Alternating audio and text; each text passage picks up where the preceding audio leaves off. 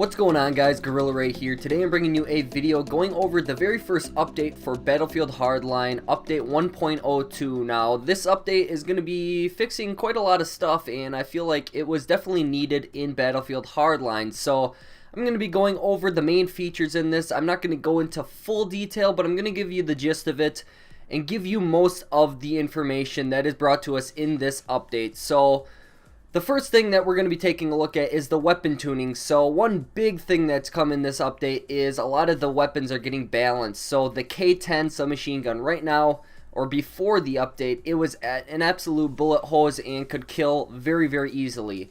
So the K10 got a nerf. It got reduced to the start damage to 33 and the end damage to 8. Now, by doing this, this now increases the amount of time it's going to take to kill with the K10. So instead of having a 3-shot kill, it is now going to be a 4-shot kill, because 33 obviously times 3 is 99. So that obviously is not going to kill the person. You're going to need one more hit in order to kill them. So the K10 getting a nerf is definitely, I think, going to even this out and balance it a little better with the other submachine guns. The next weapons that are going to be getting a little bit of an update are the Sega, the PTR, the HCAR, and the HK51. So all of them, the amount of vertical recoil has been reduced. So that is another thing that's been implemented in this update. Next, the RO993, which is the very first weapon you get in the operator class, and it is going to be getting an increased rate of fire of 850. The Jury 410 is one of the pistols that you get in the mechanic class, and they increased the amount of damage per pellet to 20. So it's just giving that a buff, because a lot of people were complaining that it was very, very I don't know, it was just kind of a shitty gun, to be honest, the Jury 410. So that is getting an increase, and I think that was definitely needed. The FMG9, the Syndicate assignment weapon for the mechanic class, is getting a buff. It's getting the max damage increased to 25, which is definitely needed. I felt that this was something that I was very looking forward to when I got the Syndicate done, and I'll probably leave a link in the description for that Syndicate assignment overview, or maybe an annotation on the screen. But the FMG9 was quite lacking compared to a lot of the other submachine guns, especially when it came to damage. So by increasing the damage to 25, it's now going to be a 4-shot kill instead of originally what it was, a 5-shot kill. So that's definitely going to be very, very cool, and I'm really looking forward to use this weapon a lot more now. The next thing that's getting implemented is the AKM. The bullet minimum damage is decreased to 24, and so instead of the minimum damage always being able to 4-shot kill, it's now going to be a 5-shot at further distances with the AKM, which I'm not sure why they would do that. I feel like a lot of the other assault rifles needed more of a nerf than the AKM, but they definitely, I guess, wanted to, decrease the AKM's power a little bit, seeing as it does have a very, very high damage in the first place. So the next big thing that's going to be in this update is the bronze battle packs, the silver battle packs, the gold battle packs. They're all getting a little bit of adjustments, and I mean, it's definitely needed, but it wasn't a necessity to me, because battle packs, to me, aren't the biggest deal in Battlefield Hardline. But when it comes to this, the bronze battle packs, I'm just going to read this straight from it. It says, changes made to the last slot drop to improve the chances of collectibles and vouchers rather than boosts. So a lot of times in bronze battle packs, all you're going to be getting is boosts. Now you're going to be able to get collectibles and vouchers in those. The silver battle packs are also getting adjusted. They are made the first 3 slots like a bronze battle pack, and removed any chances of getting standard drops, and increase the chances of collectibles for the last slot. So again, increasing your chances of getting better things from these battle packs.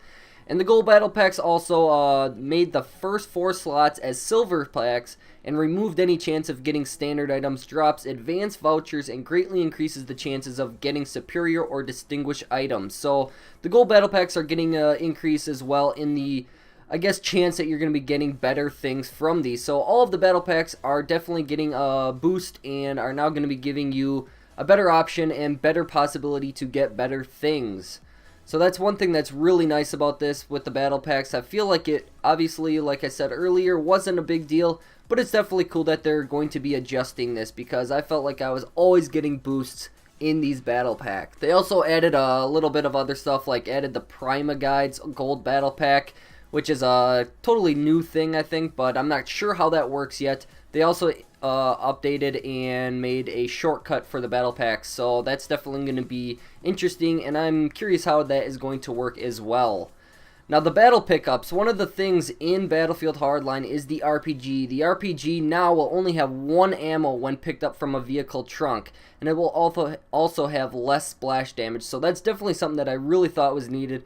Whenever you play Hotwire, RPGs are definitely going to be used in that gameplay, and I feel like it was almost overused and overpowered, so now that it's got an increased ammo to 1, I feel like it's going to be a lot more fun in that game type, and I felt like when I was playing Hotwire, all I was doing was getting blown up by RPGs, so that is something that I'm really looking forward to now playing more is Hotwire because of the decreased ammo for the RPGs now.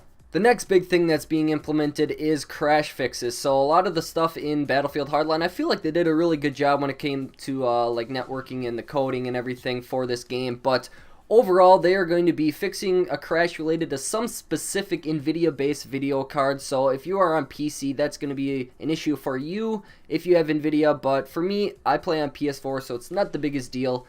But another thing is they're going to be fixed crashes in multiplayer based on data from Bug Sentry, which is an internal crash tracking tool for line servers. So a lot of just minimal stuff there, here and there for specific scenarios. So crash fixes aren't a big deal right now in Battlefield Hardline, but obviously there are some specific fixes that they needed to take care of.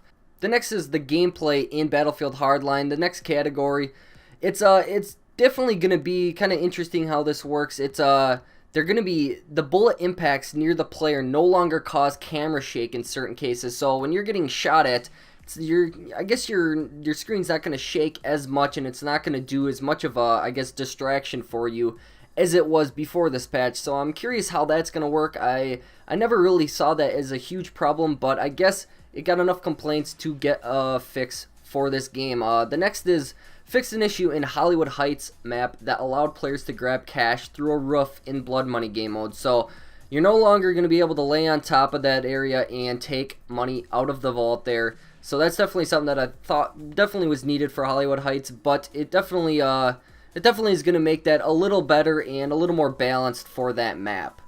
The next huge thing that I really think is really cool, and one thing that I probably should have mentioned earlier in the video, is the modes are getting a little bit of a fix. So they fixed an issue where the Hotwire game mode was showing as available for Hollywood Heights. So obviously Hollywood Heights does not have Hotwire game mode because of its minimal size, but they are now going to fix that and take that out of the map circulation. Also, they're going to be adjusting the team deathmatch spawns so players are closer to friendlies and further from enemies. That is absolutely huge. If you know anything about the team deathmatch in Battlefield Hardline, you know that it's pretty shitty right now, and that you get spawn killed so many times in that. So I'm really curious how that's going to work out with the spawns. Hopefully they fixed it and it's going to be a lot better, and we're not going to have to worry about spawn killing.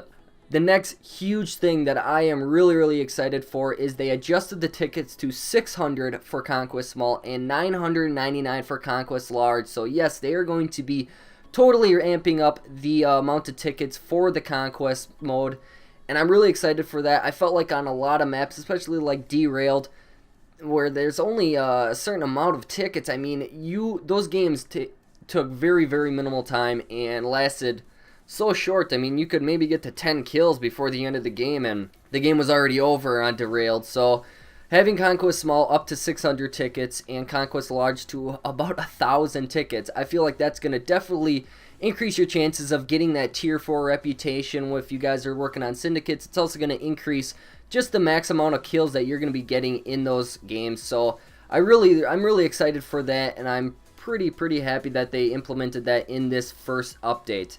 The next is they also added Conquest Large to the Grow House map, so that's something that I felt like Conquest Small on Grow House was quite lacking and took very minimal time, so I like that they implemented Conquest Large.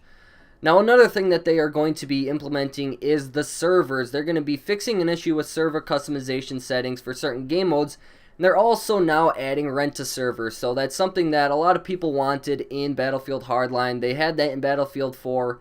In the previous Battlefield, so I like that they added it now. I feel like it's going to give a lot more players a lot more opportunities to play the game the specific way that they want to for Battlefield Hardline.